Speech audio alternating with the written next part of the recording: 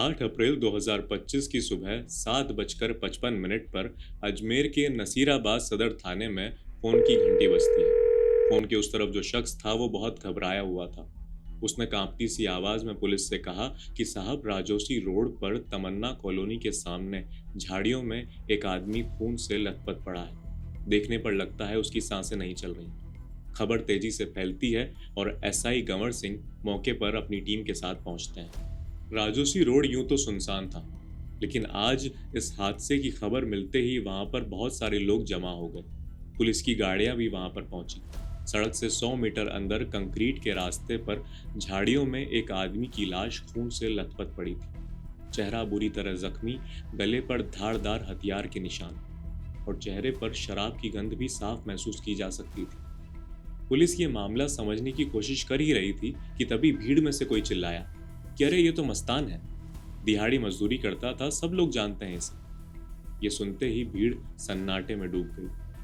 हर किसी के चेहरे पर यही सवाल था कि आखिर इस सुनसान इलाके में मस्तान कर क्या रहा था और इस इलाके में उसकी बेरहमी से हत्या किसने की। नमस्कार, मेरा नाम अपूर्व है और आप देख रहे हैं टीवीजी क्राइम स्टोरीज। ये कहानी है अजमेर के मस्तान जीता की, जिसकी बेरहमी से हत्या कर दी गई। इसके राज समझने और जानने के लिए इस कहानी को अंत तक सुनें और चैनल को सब्सक्राइब करें। जब पुलिस घटना स्थल की जांच कर रही थी, तभी वहां पर एक चीखती हुई आवाज पहुंचती है। वो आवाज थी जनता की। जनता यानी मस्तान की पत्नी। जनता अपने पति की लाश को रोती चिल्लाती हुई देख रही थी।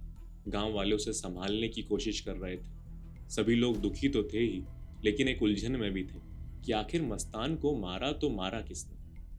इसके बाद जनता उठकर सीधे थाने पहुंचती है और एक रिपोर्ट दर्ज करवाती है। वो कहती है कि साहब, गांव का ही एक आदमी रणजीत आया और उसने मेरे साथ मारपीट की। उसने मुझे धमकी दी है कि मुझे और मेरे परिवार को बर्बाद कर देगा। जनता की रिपोर्ट दर्ज की जाती है। पुलिस और गांव वाले दोनों सकते में थे। एक तरफ तो मस्तान की इतनी बेरहमी से हत्या की गई थी, दूसरी तरफ उसकी पत्नी पर यह हमला। 3 बच्चों का अब इकलौता सहारा बची जनता पर तो मानो मुसीबतों का पहाड़ टूट गया था। रणजीत पर शक बढ़ने लगा। गांव में कानाफूसी शुरू हो गई। लोग कहने लगे कि हो ना हो, मस्तान की हत्या में रणजीत का ही हाथ है। अब पहले मस्तान की हत्या और फिर उसकी औरत पर हमला, ये कोई इत्तेफाक नहीं हो सकता।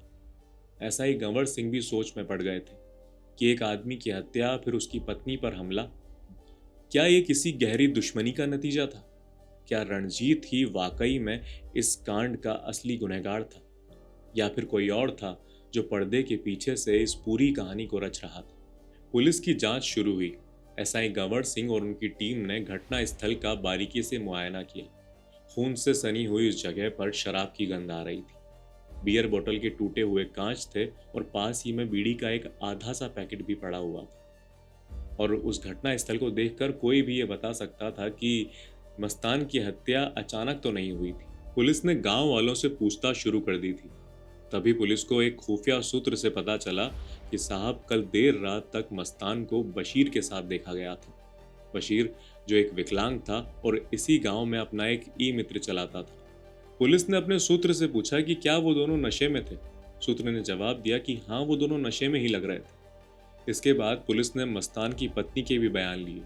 उसने कहा कि वो ज्यादा कुछ तो नहीं जानती, लेकिन सब कुछ रणजीत ने ही किया है। उसी ने पहले मेरे पति को मारा, अब वो मुझे मारने पर तुला है। ये कहती हुई वो रोने लगती है और कहती है, साहब मुझे बचा लीजिए। उसके आंसू देखकर कुछ पुलिसकर्मी पसीज जाते हैं। लेकिन अब गांव में चर्चाओं का पारा चढ़ रहा था। कानाफूसी हो रही थी। किसी ने कहा कि ये रणजीत ने बदला लिया है। किसी ने कहा कि मस्तान की शराबखोरी और झगड़ालू स्वभाव ने उसकी जान ली है। और कुछ लोगों ने किसी बशीर का नाम लेना भी शुरू कर दिया। लेकिन अभी तक पुलिस के पास किसी के खिलाफ कोई ठोस सबूत नहीं थे। इसी बीच कहानी में एक नया मोड़ आया। पुलिस को पता चला कि जनता और रणजीत के बीच का झगड़ा तो इतना बड़ा था ही नहीं। गांव की औरतें कहने लगी कि ऐसा भी कुछ नहीं हुआ था, खुद बढ़ा चढ़ा कर बता रही है। अपने पति के मरने के बाद भी नाटक करने से बाज नहीं आ रही। अब इस कहानी को नया रंग मिल चुका था। शुरू में जहां शक रणजीत पर था, अब पुलिस की नजर धीरे धीरे बशीर की तरफ बढ़ने लग रही थी।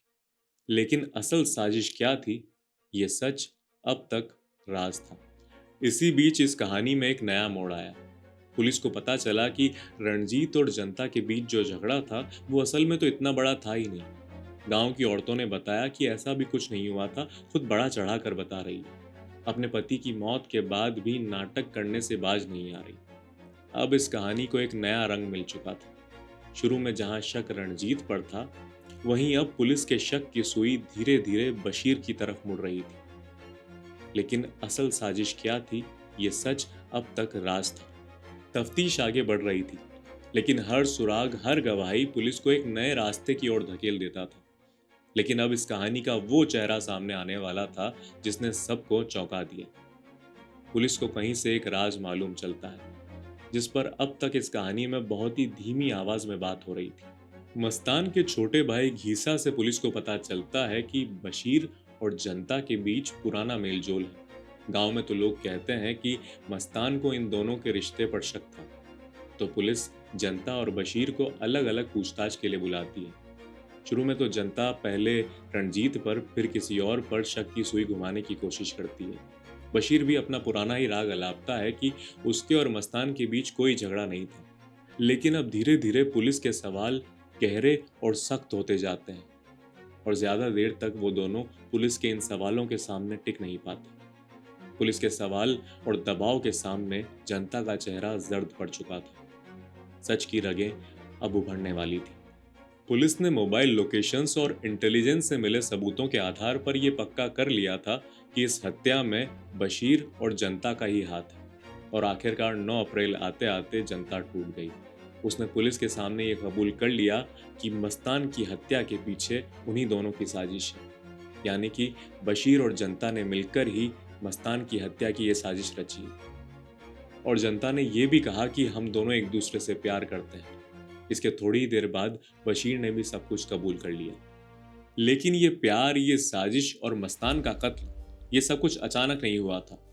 दरअसल बशीर और जनता की ये प्रेम कहानी लगभग 1 साल पुरानी थी। मस्तान एक मजदूर था और बशीर इसी गांव का एक ई मित्र संचालक था। शुरुआत में तो किसी काम की वजह से जनता बशीर की दुकान पर एक आध बार उससे मिली थी, लेकिन निजी जीवन में परेशान थी। मस्तान अक्सर शराब पीकर उससे मारपीट करता था, उसे गालियां देता था, और वहीं पर बशीर उससे बेहद अच्छे से पेश आता था। तो उनकी नज़दीकियां बढ़ी और धीरे धीरे प्यार में बदल गई। और एक मोड़ तो ऐसा आया कि वो दोनों साथ में गांव से भाग गए। गांव में हड़कंप मच गया था, लेकिन मस्तान भी हार मानने वालों में से नहीं था। उसने खबर फैलाई, पंचायत बुलाई, और बुजुर्गों के दबाव में जनता को वापस मस्तान के ही घर लौटना पड़ा। इसके बाद क्योंकि जनता वापस लौट आई थी, तो सबको लगा कि अब मामला शांत हो गया है और धीरे धीरे सब कुछ नॉर्मल भी लगने लगा था। लेकिन असलियत इससे बिल्कुल अलग थी। घर के भीतर मस्तान ने जनता को कभी माफ नहीं किया था। वो अक्सर उसे ताने देता, धमकियां देता।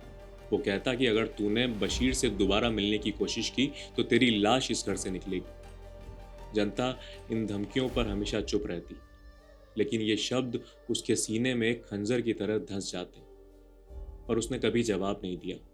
लेकिन वो चुप रहती, पर हर ताना, हर धमकी उसके सीने में एक आग भरता गया, एक आग जिसने साजिश रची मस्तान की निर्मम हत्या की। जनता के कबूलनामे के बाद बशीर ने पुलिस को बताया कि 7 अप्रैल 2025 की उस रात को शराब पिलाने और बात करने के बहाने से मैं मस्तान को राजोसी रोड के उन खंडरों की तरफ लेकर गया।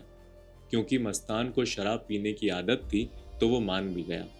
वहाँ पर उसने गुस्से में मुझसे काफ़ी गालियाँ दी, काफ़ी झगड़ा भी किया, लेकिन मैं शांत रहा। मैंने उसके नशे में डूब जाने का इंतज़ार किया, और फिर जैसे ही उसे नशा चढ़ा तो मैंने अपनी जेब से छुरी निकाली और उसका गला रेत दिया। ये करने के बाद बशीर वहाँ से अपनी चौपहिया स्कूटी पर निकल गया। अब तस्वीर साफ थी। मस्तान की हत्या किसी दुश्मनी की वजह से नहीं हुई थी, बल्कि ये तो कहानी थी प्यार, शक और बदले की।